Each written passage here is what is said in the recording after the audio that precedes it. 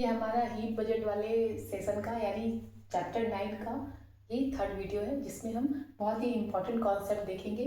Surplus और deficit of heat कहाँ होता है, variation in the net heat budget at the earth. Net heat budget में variation कहीं कहीं पे अलग होता है, क्यों अलग होता है ये हम समझेंगे।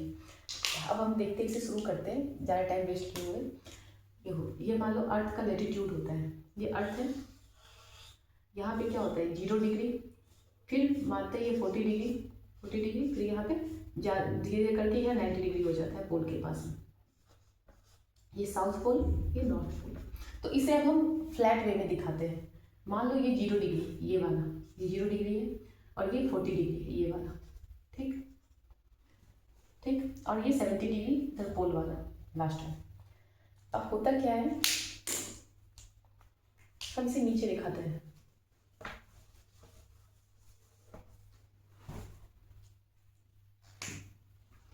ये है अर्थ, सन का रेज आया, ये मान लो 0 डिग्री है, ये 40 डिग्री, 23 डिग्री भी होता है, 30 डिग्री भी होता है, एक कंसीडर कर रहे हैं। ये मान लो 70 डिग्री, ये साउथ नॉर्थ पोल, ये साउथ पोल, ये 90 डिग्री हो जाता है लास्ट में। यहाँ इक्वेटर से काउंट करते हैं डिग्री। सन रेज आया, सन रेज इधर भी जाता है, इस लैंड रे में जाता है पोल की तरफ में। हो गया, इस तरीके जा रहा है। ठीक, अब इस वाले जगह पे ही कहीं पे ज़्यादा हीट होगा और कहीं पे कम। क्यों?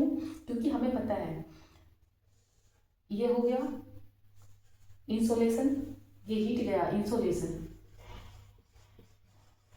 पर हमने अभी हीट बजट में पढ़ा, जितना हीट आता है उतना हीट चला भी जाता है। तो यहाँ से अब चला भी जाएगा टेरेस्ट्रियल रेडिएशन में। किस में जाएगा? टेरेस्ट्रियल रेडिएशन में चला भी जाएगा। तो इस दौरान कहीं पे किसी लैटिट्यूड में ज़्यादा हीट होता है और कहीं पे कम डेफिसिट ऑफ हीट हो जाता है, जिससे डिस्ट्रीब्यूशन ऑफ सरफेस पे अलग अलग टेम्परेचर होता है। इक्वेटोरियल ट्रॉपिकल रीजन ज़्यादा गर्म होता है और पोलर रीजन ठंडा होता है। इस वजह से ये होता है इनकमिंग सोलर रेडिएशन से आउटगोइंग सोलर रेडिएशन के बीच में कहीं पर सरप्लस ऑफ हीट हो जाता है। इस बजट के दौरान, इस बजट में ही पृथ्वी के ऊपर अलग अलग फैक्टर होते हैं, वो समझिए। देखो अब इसे समझ में आ गया। अब इसे हम एक फ्लैट जगह पे देखते हैं, ग्राफ के रूप में। ये है इक्वेटर, ये मान लो 40 डिग्री लैटिट्यूड है, ये भी 40 डिग्री। एक को नॉर्थ मान लो और एक को साउथ मान लेते हैं। यहाँ से होते हुए 10 20 30 करके 40 चला गया, 10 20 30 40 से करके। अब क्या हुआ, ये मान लेते हैं एनर्जी है, ये क्या है एनर्जी। तो अब ये एनर्जी का जो है वो इस तरीके से ग्राफ बना, पोलर रीजन से बढ़ते हुए ट्रॉपिकल रीजन में मैक्सिमम हो गया। 0 डिग्री पे क्या होता है, इधर मान लो ट्रॉपिकल रीजन में जो रेडिएशन आया यहाँ से डायरेक्ट पड़ रहा है ना इक्वेटर पे, जो सन रेज है वो डायरेक्ट सबसे ज़्यादा कहाँ पर हो रहा है एनर्जी, इंसोलेशन कहाँ पे सबसे ज़्यादा हो रहा है?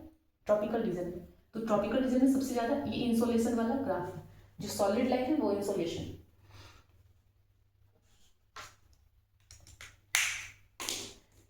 जो इस तरीके का लाइन है डायरेक्ट, वो क्या है इंसोलेशन। जो स्कैटर्ड है, टूटा हुआ लाइन है, वो है टेरेस्ट्रियल रेडिएशन, टेरेस्ट्रियल रेडिएशन। ठीक, अब देखो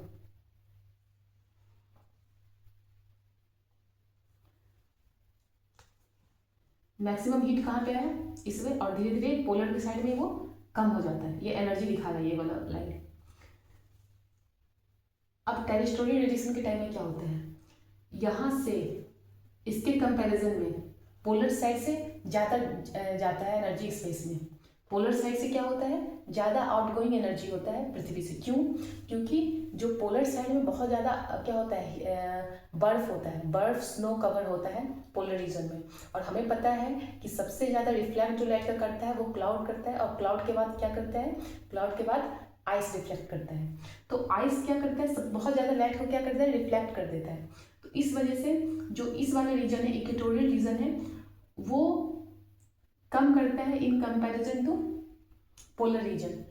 पोलर रीजन ज़्यादा रिफ्लेक्ट कर देता है और कम हीट आता है, कम हीट आता है और वो ज़्यादा जितना भी आता है मैक्सिमम वो रिफ्लेक्ट कर देता है। यहाँ पे क्या होता है, मैक्सिमम आता है और कम रिफ्लेक्ट कर पाता है, कम रिफ्लेक्ट करता है। तो इसलिए यहाँ शार्पनेस हो गया, हीट का क्या हो गया, यहाँ शार्पनेस हो गया, यहाँ डेफिशिएट हो गया, यहाँ क्या हो गया, डेफिशिएट हो गया। क्योंकि एनर्जी का ये काम होता है कि हायर से लोअर की तरफ फ्लो करना, हायर से लोअर की तरफ फ्लो करना, फिर बाद में ये फ्लो करके बैलेंस बना देता है एक अर्थ का, पूरे अर्थ का एवरेज 15 डिग्री सेल्सियस कर देता है। क्योंकि एनर्जी का ये काम होता है कि हाई से लो की तरफ फ्लो करना। तो ये हम आगे वाले चैप्टर में पढ़ेंगे। एक अलग टाइप का एक कहानी होता है जिससे वो सारे को बैलेंस कर देता है। पर उस चीज़ को समझने के लिए आपका इसका समझना बहुत जरूरी है। जो हीट आया, इनकमिंग सोलर रेडिएशन मैक्सिमम आता है ट्रॉपिकल रीजन में और कम होता है पोलर रीजन में। पर जो आउट गोइंग होता है वो मैक्सिमम होता है पोलर रीजन से आउट गोइंग होता है, क्योंकि स्नो रिफ्लेक्ट करता है ज़्यादा और ट्रॉपिकल रीजन में कम होता है। तो मतलब आया ज़्यादा, पैसा ज़्यादा आए और कम खर्च करें, पैसा ज़्यादा आए और कम खर्च करें तो हमारे पास क्या होता है, पैसा सेविंग ज़्यादा होगा, पैसा ज़्यादा बच जाएगा। वैसे ही है, यहाँ पे ज़्यादा आया और कम भेजा, कम खर्च हुआ तो मैं सरप्लस हो गया। पोलर में क्या हुआ, कम आया मेरे पास 10 रुपये आया और हम 15 रुपया या 10 रुपये में से 8 रुपया हम भेज दिए, 2 रुपया बचा, कम बचा तो डेफिशिएट हो गया। बाद में कुछ लोग अपना हेल्प कर देते हैं एक दूसरे का, उससे कम हो जाता है तो वो अलग बात है। तो हम देखते हैं क्या है। तो इसी को बोलते हैं variation in the net heat budget in the earth surface. ठीक, देखो ये समझ में आ गया, यहाँ सरप्लस हो गया, यहाँ डेफिशिएट हो गया। बाद में होता है कंडीशन जिससे फ्लो करके हीट का कैपेसिटी होता है कि एक जगह से दूसरी जगह फ्लो करना, हायर से लोअर की तरफ, फिर वो एक बैलेंस बना के रह जाता है। फिर भी हमें पोलर पे ठंड लगता है और इक्वेटोरियल रीजन में गर्म। तो इस वजह से ये हीट डेफिशिएट और सरप्लस समझ में आ गया होगा। फिर भी डाउट है तो पूछ सकते हो। तो ये था variation in the net heat budget at the earth. अब हम देखते हैं कुछ और कॉन्सेप्ट, टेम्परेचर के बारे में पढ़ते हैं। इस चैप्टर का नाम क्या था, चैप्टर का नाम याद रखो, सोलर रेडिएशन। हमने सोलर रेडिएशन खत्म कर दिया, हीट बजट, हीट बैलेंस यानी हीट बजट, टेम्परेचर, दो चीज खत्म हो गया, सोलर रेडिएशन, हीट बैलेंस। अब टेम्परेचर पढ़ेंगे, टेम्परेचर क्या होता है। तो हम क्या पढ़ेंगे,